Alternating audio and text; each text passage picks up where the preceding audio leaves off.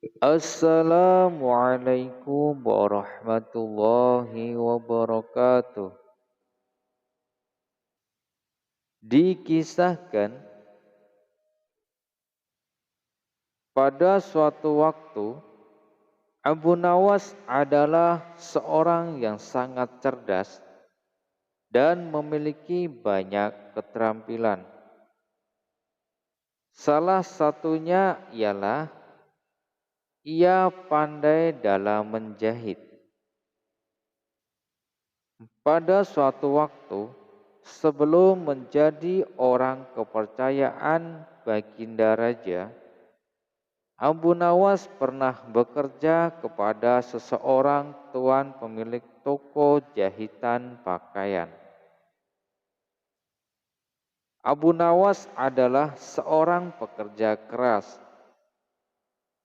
ulet serta sangat rajin, sehingga ia sangat mudah dipercayakan oleh tuan majikannya.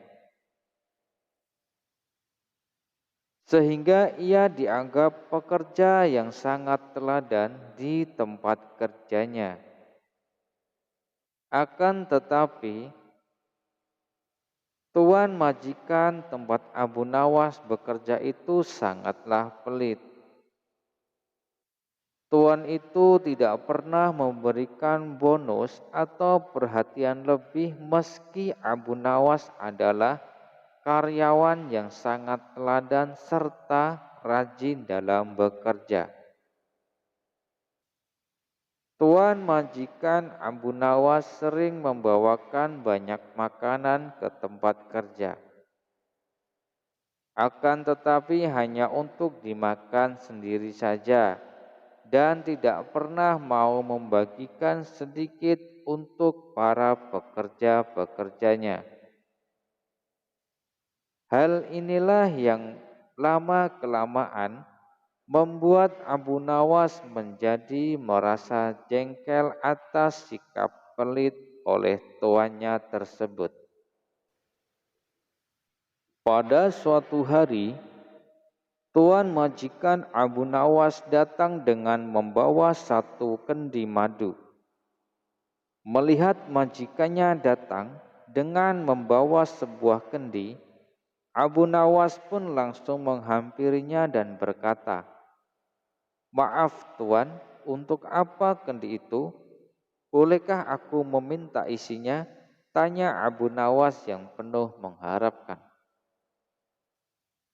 Karena khawatir Abu Nawas akan meminum madunya, si tuan majikan pun terpaksa membohongi Abu Nawas dengan mengatakan, "Wahai Abu Nawas, kendi ini berisi racun, dan aku tidak mau nanti kamu mati karena meminumnya," jawab majikan tersebut. Abu Nawas hanya mengangguk. Ia mengetahui jika tuannya itu telah berbohong.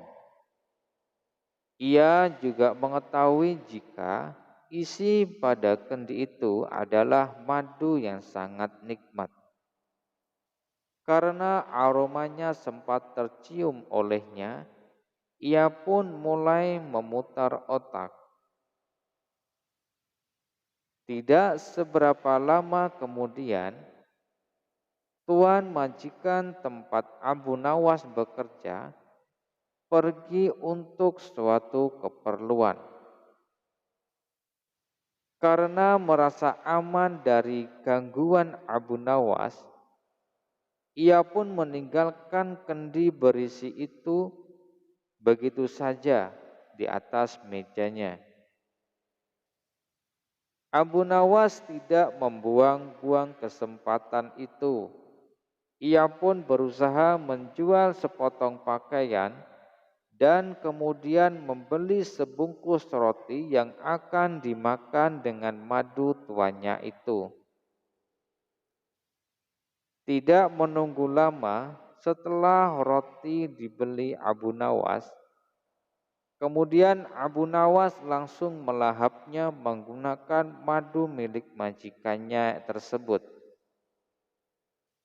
Ia terus memakan dengan lahap dan tanpa sadar telah menghabiskan semua madu di dalam kendi itu.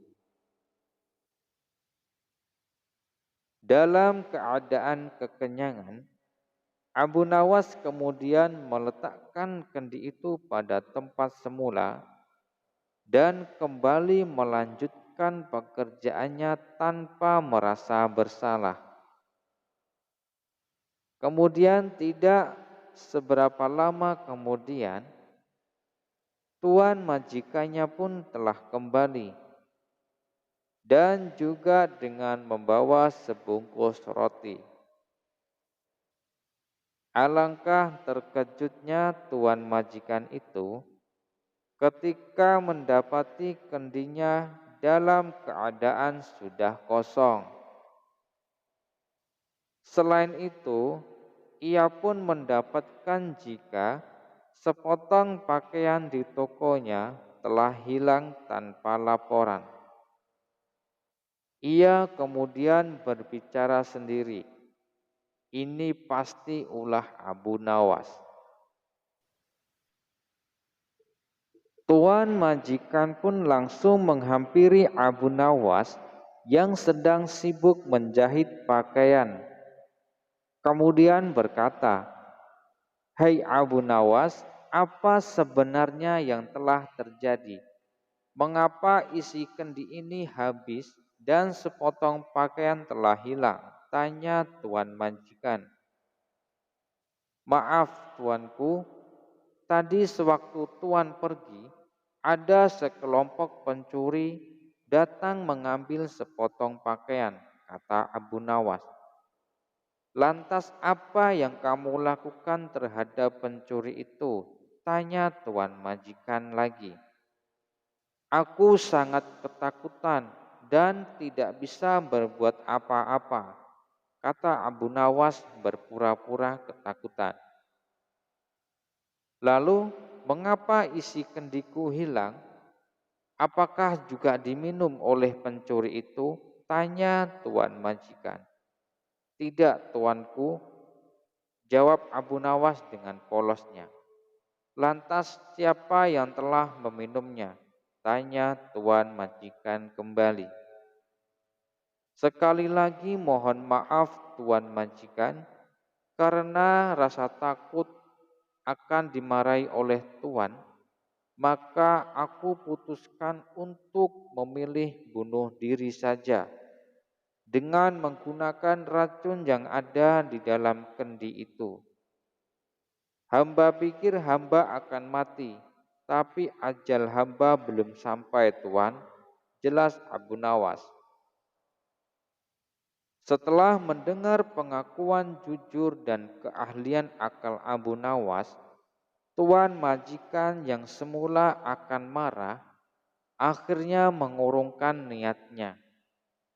Ia sadar diri jika semua itu juga kesalahannya karena telah pelit dan membohongi pekerjanya. Cukup sampai di sini dulu perjumpaan kita kali ini, dan nantikan kisah-kisah terbaru selanjutnya. Wassalamualaikum warahmatullahi wabarakatuh.